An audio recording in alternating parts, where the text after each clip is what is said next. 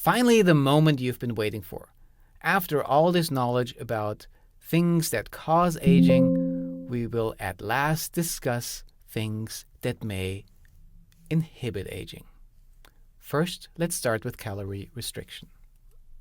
So far, we have talked about what aging is and how to measure it in Section 1, selected phenotypes of aging in Section 2.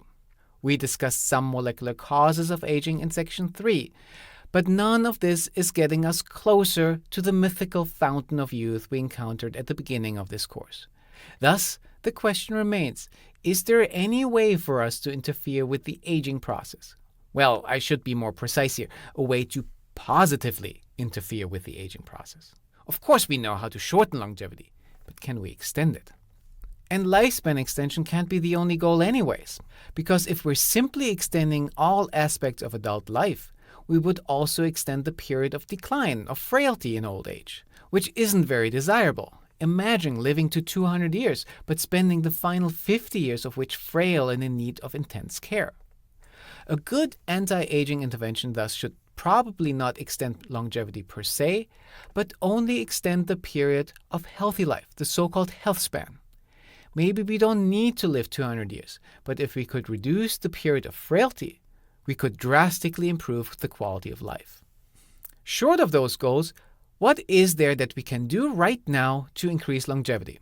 Throughout this course, we have seen examples of interventions, mostly genetic in nature, that can extend the longevity of various model organisms. But deliberately introducing genetic mutations into an organism is no small task, and currently out of the question in humans anyways. But these genetic mutants allow us to experimentally dissect pathways involved in aging to develop pharmacologic interventions that interfere with these pathways, with the goal to increase health span and lifespan.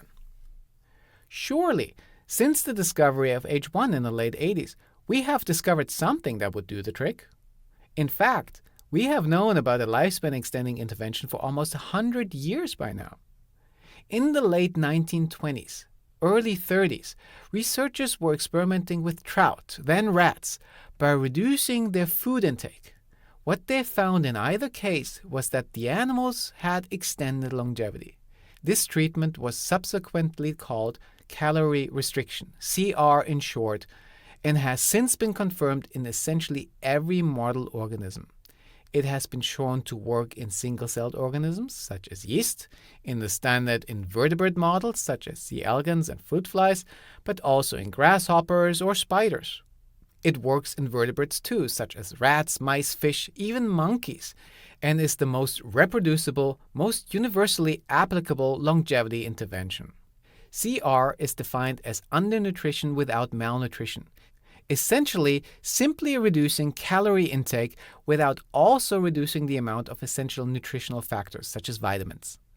This can be done to various degrees, from relatively mild CR that extends longevity a little to fairly hard CR, reducing calories by 50 to 60%, which increases longevity by a very substantial amount.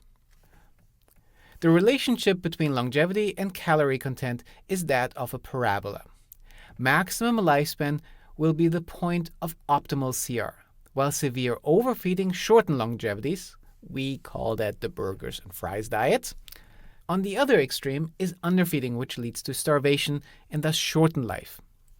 Normal food intake is somewhere between overfeeding and CR conditions.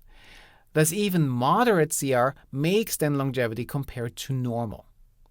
On the other hand, reproductive output, shown in green here, generally increases with increasing calorie content, although there may be some exceptions. For example, overfeeding leads to detrimental health effects and disease, which in turn reduces reproductive output. Thus, while the definition of normal food intake is somewhat malleable, as this graph implies, at least for laboratory animals, it is usually the calorie level that leads to the best combination of animal health, reproduction, and longevity. Often researchers place a higher emphasis on optimizing reproductive output in order to maintain a sufficient number of animals. Research into the mechanisms of CR uncovered that it may not be the number of calories consumed that determines longevity, but the reduction of a specific nutrient is often sufficient to achieve the very same effects. This has been termed dietary restriction, or DR, such as protein DR. In this module, I will only use the term DR, as most researchers now believe that the beneficial effects of CR on health and longevity are in fact due to DR. In model organisms, the mechanisms of DR are the subject of intense research. In yeast, a variety of different types of DR may be used to extend yeast lifespan, from glucose restriction to amino acid restriction, or even transfer to a water medium.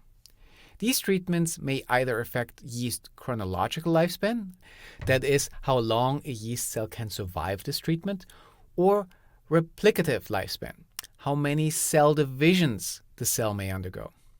The effects of DR in yeast include increased mitochondrial metabolism and efficiency and increased autophagy, therefore a boost in cellular stress response systems. DR mechanisms in yeast may vary with the type of lifespan measured. But in both lifespan paradigms, DR inhibits signaling through the TOR pathway. TOR, which is short for target of rapamycin, is a nutrient-responsive signaling pathway that regulates protein translation activity, especially of proteins involved in the stress response, including autophagy. Inhibition of this pathway thus increases the stress response, which in turn results in increased yeast lifespan. In C. elegans, DR is usually induced by using a genetic mutation that reduces food intake, or by diluting the amount of bacteria used, which serve as a food source for the worms. Just as with yeast, DR in worms leads to increased stress resistance and involves the TOR pathway. Interestingly, the TOR pathway also connects to the IIS via regulation of the transcription factor FOXO. This links a major nutrient responsive pathway to a major growth factor signaling pathway. A similar situation to C. elegans exists in Drosophila, where different protocols for inducing DR exist. Indeed, the term DR has largely been coined due to fly experiments, in which the role of overall calories versus specific nutrients has been investigated in most detail. In flies, it is sufficient to reduce the amounts of amino acids in the diet to achieve significant longevity increases. It is even sufficient to reduce quantities of a single amino acid, methionine, to achieve this. Both TOR and IIS signaling have clearly been linked to DR in flies. It is worthwhile introducing a third DR pathway here, the SIR2 or sirtuin pathway. SIR2 is short for silent inflammation regulator. SIR2 was first identified in yeast as playing a role in longevity determination. It was subsequently found to modulate longevity in worms, flies, and mammals. A plethora of SIR2-like enzymes have since been discovered, collectively called the sirtuins. These sirtuins have important roles in the stress response, metabolic regulation, or autophagy. Blocking SIR2 activity in flies blocks the longevity effects of DR, and inhibiting the activity of SIR2 itself is sufficient to extend Drosophila longevity. Nonetheless, the TOR pathway, which is an amino acid responsive pathway, plays a critical role in the DR response by mediating most, if not all, of the effects of DR in flies. It appears as if the effects of TOR signaling are mainly mediated by its downstream target 4EBP, which in turn gets transcriptionally activated via FOXO from the insulin signaling pathway, thus establishing a molecular connection between these two longevity pathways.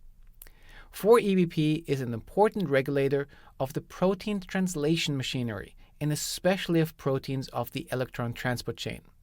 This may increase mitochondrial efficiency, biogenesis, and overall function. As we have seen earlier, mitochondrial function is critical for healthy cells and aging. With the health benefits of DR clearly apparent in lower organisms, researchers are busy studying DR in mammals as well, especially in rodents, but also in monkeys, our closest mammalian relatives, to determine whether DR may be an intervention suitable for humans as well. While no systematic lifelong study has been conducted on humans, data from monkey and short-term human studies provide some important clues. In general, DR in mammals shows very similar effects as in the lower organisms.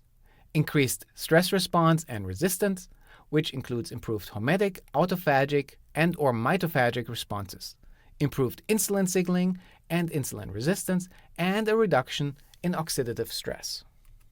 Depending on the specific type of DR, experiments in rhesus monkeys have consistently demonstrated health benefits of moderate DR, including improved cardiovascular health, improved motor and muscle performance, improved insulin resistance, and so on. As mentioned before, too strong of a DR regime, however, is detrimental, as it likely pushed the animals into starvation mode. Most experimental DR treatments, therefore, are between 20 to 40% of ad libitum fed animals. The mechanisms by which DR operates in mammals are largely the same as in the lower organisms discussed earlier. More and more efficient mitochondria and less oxidative damage, both in mitochondrial targets and elsewhere. This goes hand in hand with an improved stress response, including autophagy, hormetic responses, and detoxification systems. In addition, they show improvements in nutrient signaling, especially in IGF signaling, leading to an anti-diabetic effect.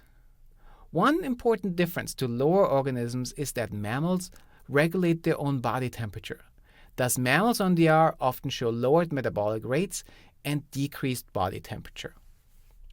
Consistent with these observations are data that show increased autophagy and mitophagy under DR conditions. As discussed in earlier modules, this would aid in removing damaged mitochondria from a cell, as well as damaged proteins and protein aggregates. This would also help to unclog the proteasome machinery and generally aid in the rejuvenation of cellular components. Also similar to lower organisms, sirtuin signaling, IIS, and TOR signaling have all been implicated in the molecular response to DR in mammals as well.